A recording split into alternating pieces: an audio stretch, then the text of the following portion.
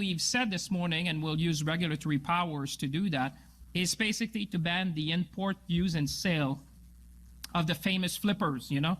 If Canadians go on the internet, they'll see this is something you can buy on social platform for about $50 to $100. Guys, welcome back to the channel, and today I'm going to look at, can a Flipper Zero really steal a car? Well, according to the Canadian government, they sure believe it can be done. So I'm going to take a look today at, is it actually possible? Could it actually be done with a Flipper Zero? And would it be practical? When you're a car thief, it's all about being practical. You want to get in and out. You want to get in that car, start that car, and you want to get out of there as soon as possible. This is how it's actually really being done. CAN bus injection is the top method at the moment. And yeah, they're doing that through the headlight connector. Why is that even possible? Well, we're going to take a look at that right now. And I want to show you something, guys. I can actually steal a car with my Flipper Zero. There's a remote control car right there. Look at that. Well, I kind of stole it. Anyways, you saw it move. I was able to steal a toy car with a Flipper Zero. Okay, guys, stand by. We're going to really look into this. And believe me, what I found is quite shocking. Okay, here we go. Okay, so first of all, we're going to start it here. We're going to look at the first method of stealing a car, and that is roll jam. Now, roll jam is only effective on older cars where the fob is transmitting just a rolling code signal. Basically, it's more of a man-in-the-middle attack. You basically place a transmitter closer to the car, which is jamming the car so it cannot receive the signal, and you then receive the signal with something like a radio receiver. Could even be a flipper, but that would be closer to the person's fob.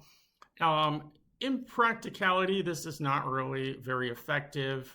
You could actually be jamming yourself with the jammer. Again, you have to have the right conditions, and also the biggest obstacle is criminals don't want old cars. This will work on a car that's probably about 10 years old or older. They're more interested in the new cars because those are the ones that get them the most money. So we're just going to take a quick look at this site here. It was Cyber News. They actually did a little piece here just recently, uploaded, and they actually used footage from my site on my tests on doing roll jam and exploiting rolling codes. So I'm just going to show you this. Rolling codes, even though very secure and nearly impossible to spoof with Flipper or any other device for that matter, can be intercepted and recorded. If the device you are trying to unlock wasn't unlocked due to jamming or large distance, Flipper can use the same code to a great effect. Okay, so we're going to now move on to the next technique, and this is the more modern technique that they're using. It's called CAN bus injection. Controller area network. What is CAN? It is actually kind of the Ethernet of the car. All the computers and all the peripherals in the car are all communicating over the CAN bus. Unbelievable to me is how manufacturers of cars have actually not really considered that thieves would target the CAN system and gain access to it from the outside of the car by actually removing the moldings, like the bumper here. They're getting in, and there's the CAN bus connector right there. And this is some type of a Toyota, I believe they're attacking here. Now, what exactly is the CAN bus? We can go, I don't really want to get too technical, but it's a two-wire network. Like Ethernet, you have 4 wires in Ethernet cable twisted together. This is a single twisted pair. That's all that's needed because the data that's passing back and forth in a car between computers, it's not very bandwidth intensive. So it's a very simple, setup. But what's amazing to me is that inside, this is a Toyota, and also the Lexus is set up the same way.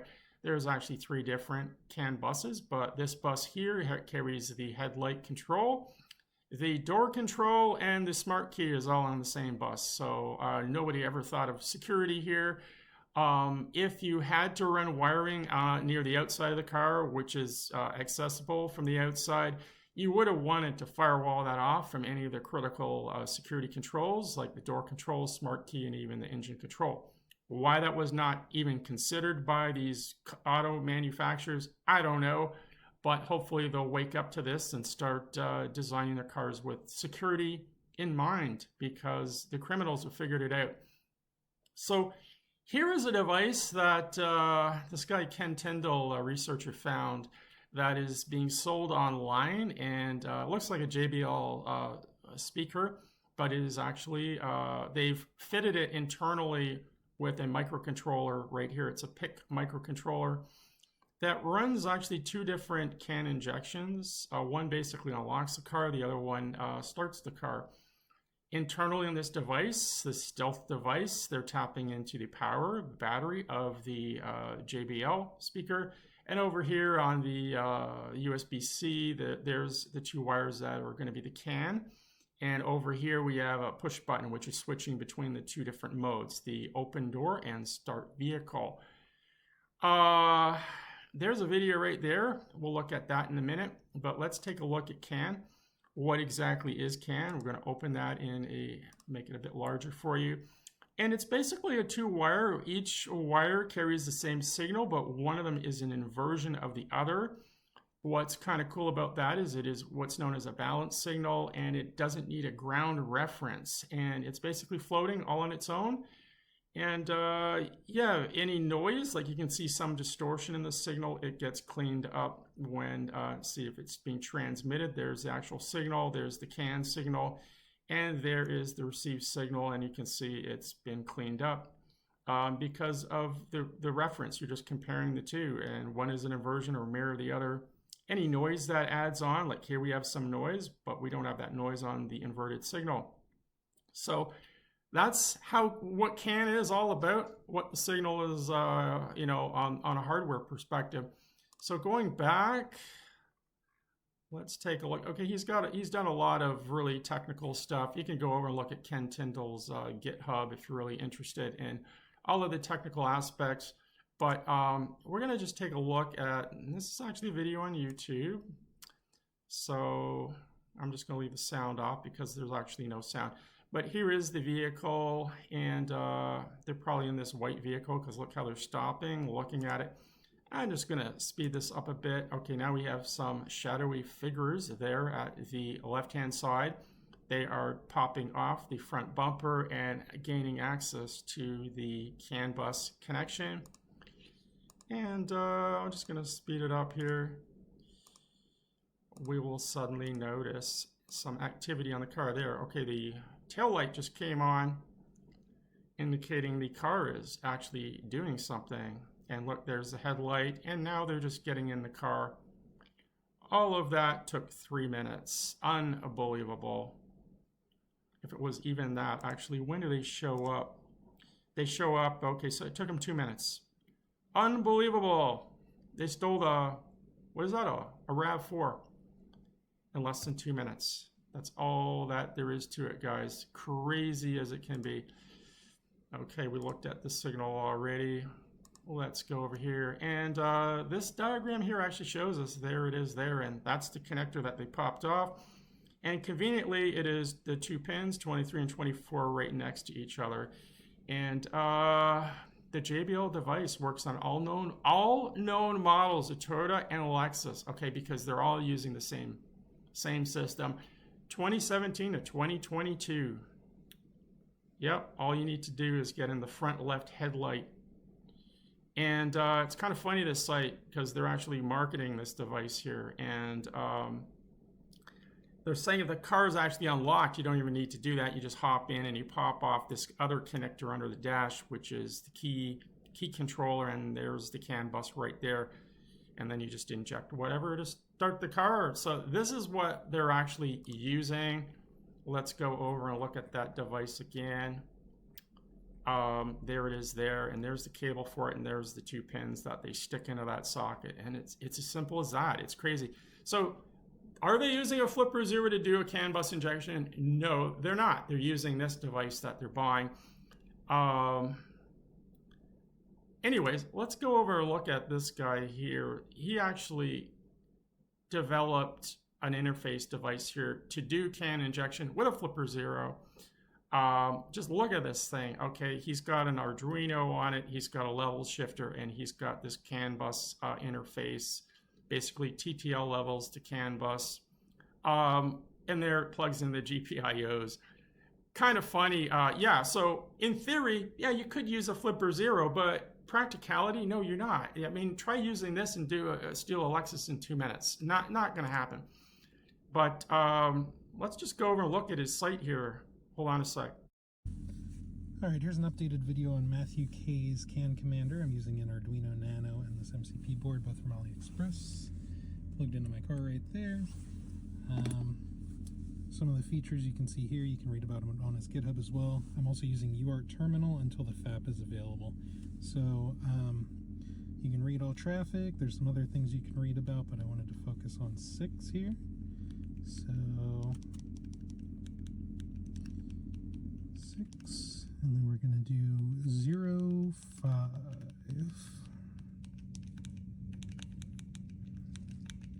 Of course I fucked that up.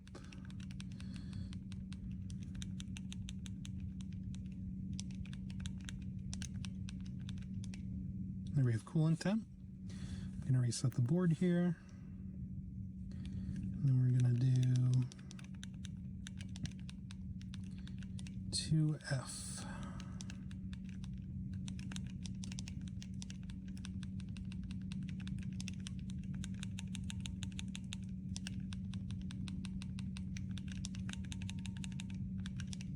And we can see fuel level, and you can see that it's accurate. So there you go. Okay, guys, we're going back to Canis CTO blog. This is Dr. Ken Tyndall's site. He has done some amazing research on CAN injection on vehicles, and this is the #1 method that is being used right now to steal vehicles. The previous video I just showed you, that guy, it did use a Flipper Zero to interface to the CAN bus, but it was so cumbersome. That add-on board to the GPIOs had an Arduino on it. He had a level shifter and a CAN bus converter all on that circuit board. Most of these guys stealing cars are probably not very tech savvy. They are looking for a device that they can quickly plug in and it just does everything automatically for them. And that is what this is here. This JBL, it's disguised as a $50 JBL speaker. And there is plugs in the USB-C, but basically is just a CAN bus connection, 2-wire.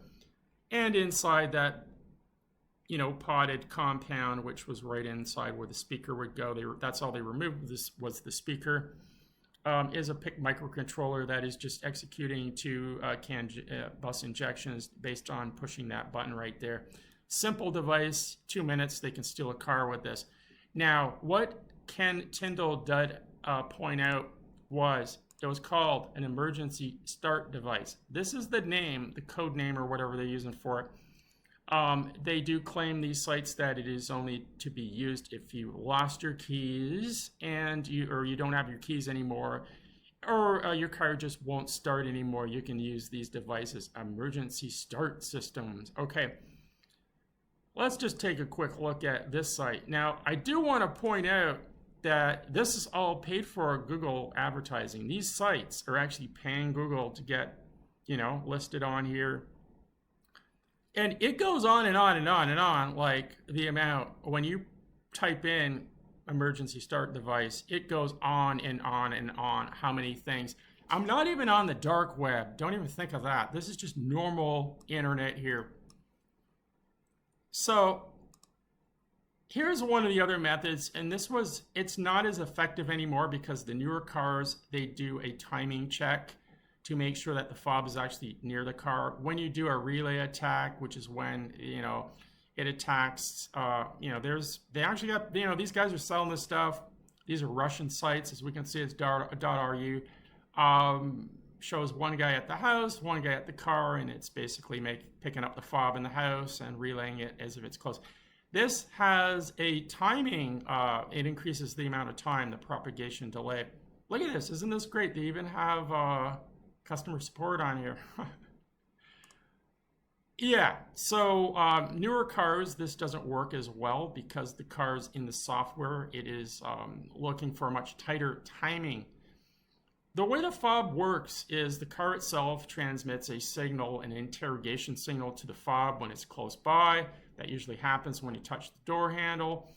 And that interrogation signal, it's waiting for a reply from the fob, validating with an encrypted code that it is the fob that is yours. The relay attack takes advantage of the fob, but at a distance. That's basically all it's doing. So let's go back. Let's scroll the page a bit. Let's take a look at this one here. Okay, it looks like some kind of OBD device, and that looks like some kind of fob wired together. Let's take a look. Oh, look at what we have here, the JBL device that we saw on Ken Tyndall's site. Look at that, guys. They're actually selling this for €3,000. Let's take a look at the technical specs on it. Looks like it works on 2023s. Wow. Oh, wow. Look at that. That is all the Lexus models. And look at that. We have customer service here. Mark wants to talk to, locksmith consultant. Right. Okay. So there it is there. Wow, this is crazy. Okay. I think I've seen enough there. Let's keep going, guys. Let's go back. Yeah, we've seen enough of that. So it just keeps going on and on here. And this is not the dark web. This is, this is just standard internet. Look, here's another guy selling the same emergency start device. Let's keep going. Oh, let's look at this one here. Range Rover 461. And this is a YouTube video, guys. Wow, that's a beautiful car.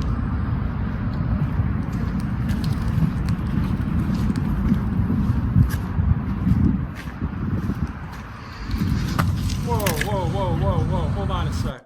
Wait a sec. What? Wait a second. Hold on. So he's tapped into the CAN bus at the taillight for the license plate? Are you serious? On a Range Rover?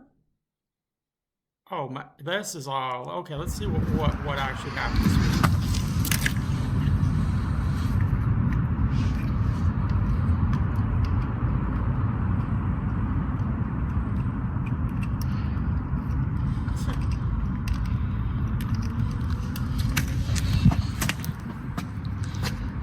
Look at that, he's talking to the car, the lights are flashing.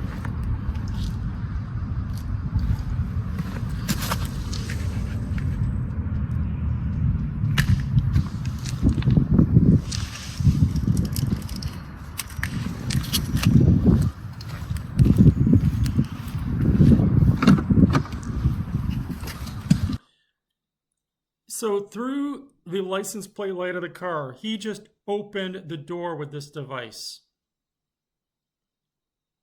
This goes to show you guys, and they're not using flipper zeros. These are all application-specific, purposely built devices that have proper code to interface with the car. Let's see what else he does, but that is an OBD connector, so I can only guess he's about to plug this into the car now.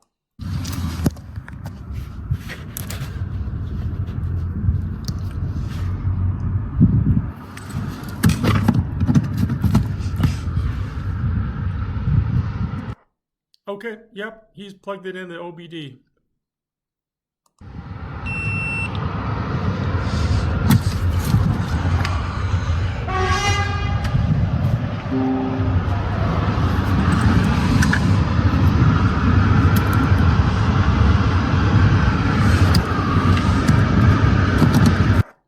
So it looks like he flipped some kind of mode switch on it. He's plugging it back in again.